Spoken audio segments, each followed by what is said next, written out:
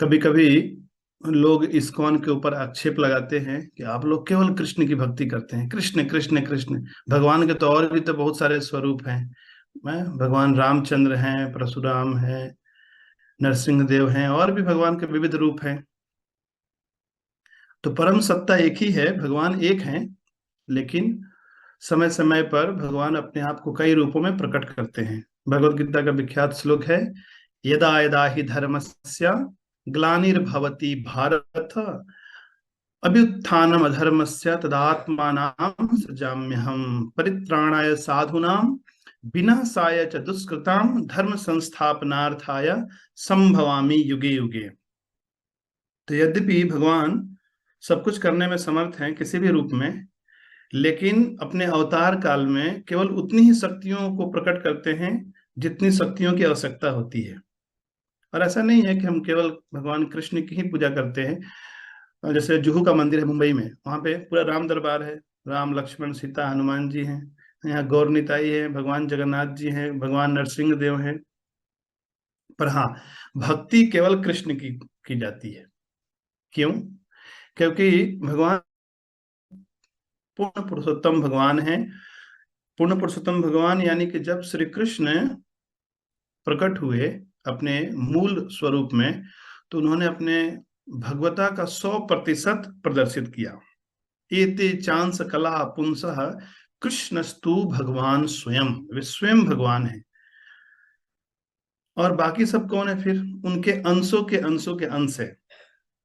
हालांकि उनके अंदर भी है क्षमता, वे भी कर सकते हैं, पूरी भगवता है उनके अंदर, लेकिन प्रकट नहीं किया उन्होंने। तो 5 प्रकार के रसों में भक्ति केवल श्री कृष्ण के साथ की जा सकती है। शांत रस, दास्य रस, साख्य रस, वात्सल्य रस और माधुर्य रस। लेकिन भगवान के अन्य जो स्वरूप हैं, जैसे नरसिंह देव हैं, उनके साथ साख्य रस नहीं जोड़ सकते हैं। भयानक स्वरूप है। या उनसे माधुर्य रस और वात्सल्य रस का आदान प्रदान हम नहीं कर सकते हैं। यहाँ तक कि भगवान रामचंद्र, उनके साथ भी दंडाकारण्य के जंगल में, वन में कुछ ऋषि मुनि उनके तरफ माधुर्य रस से आकर्षित हुए थे, उनके सौंदर्य को देखकर। लेकिन उन्होंने कहा कि इस लीला काल में एक पत्नी व्रत धरो। बस ये मैंने व्रत धारण किया है, तो इस लीला में संभव नहीं है। आप लोगों को अगले अवतार में जब मैं आऊंगा अपने मूल रसराज स्वरूप में, फिर ये आपको अवसर प्राप्त होगा। तो जैसे कोई बहुत बड़ा वैज्ञानिक है, प्रोफेसर है, तो संपूर्ण ज्ञान से संपन्न है, लेकिन जब वो पढ़ाता है, छोटे बच्चों को पढ़ाता है, तो अपने उनके हिसाब से पढ़ाता है। A for apple, B for ball, ABCD ऐसे समझाता है। घर में अपने छोटे बच्चों से तोतली भाषा में बातचीत करता है उसके पास क्षमता, योग्यता है, लेकिन योग्यता का प्रदर्शन पूरा नहीं करता है। वैसे ही पत्नी के साथ थोड़ी और योग्यता का प्रदर्शन करता है, नौकर के साथ थोड़ा और साहब जैसा अपनी योग्यता दिखाता है। लेकिन जब वो कॉलेज में जाता है, यूनिवर्सिटी में जाता है, तो वहां अपनी पूरी योग्यता के साथ पढ़ाता है। तो वैसे ही भगवान अपने पूरे सामर्थ्य से केवल श्री कृष्ण के रूप में ही उन्होंने अपना जो असली स्वरूप है उन्होंने प्रकाशित किया है। तो भगवान श्री कृष्ण पूर्ण पुरुषोत्तम भगवान है। तो ऐसे भगवान का अपने जीवन में अनुभव करना और फिर उनकी ही प्रसन्नता के लिए कार्य करने से व्यक्ति क्या है, उबता नहीं है, थकावट नहीं होती उसको। इसे भक्ति कही जाती है। भक्ति यानी भगवान को प्रसन्न करने के लिए अपने कर्तव्यों का पालन करना। और जब हम इस प्रकार की भावना से भरकर कार्य करते हैं, तो वो कार्य क्या बन जाता है? उत्सव बन जाता है, महोत्सव बन जाता है। और यही है भगवत गीता की शिक्षा, यत करोसि यदश्नासि यज्जुहोसि ददासि यत यत तपस्यसि कौन्त्य तत् कुरुस्व मद अर्पणम। सब कुछ मुझे अर्पण करते हुए करो। तो श्री कृष्ण को पूर्ण पुरुषोत्तम भगवान के रूप में स्वीकार करना, अन्य अवतारों को मिनिमाइज करना नहीं है।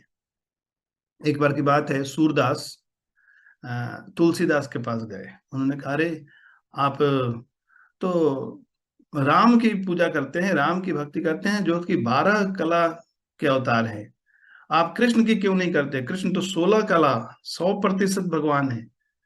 तो तुलसीदास ने कहा, ये तो मुझे पता ही नहीं था। मैं तो राम को केवल एक राजकुमार के रूप में मैं मानकर उनकी पूजा करता था, लेकिन आज मुझे पता चला वो 12 कला के अवतार हैं, तो मेरी भक्ति तो और बढ़ गई। पहले तो मुझे इतना ही पता नहीं था, तो मुझे तो और ज्यादा भक्ति करनी चाहिए। यानी जिसकी जिस प्रकार जिस इष्ट देव में श्रद्धा है, तो उसको इष्ट बदलने की आवश्यकता नहीं है, बल्कि उसको भगवान की भक्ति करने की आवश्यकता है, भक्ति को और बढ़ाने की आवश्यकता है।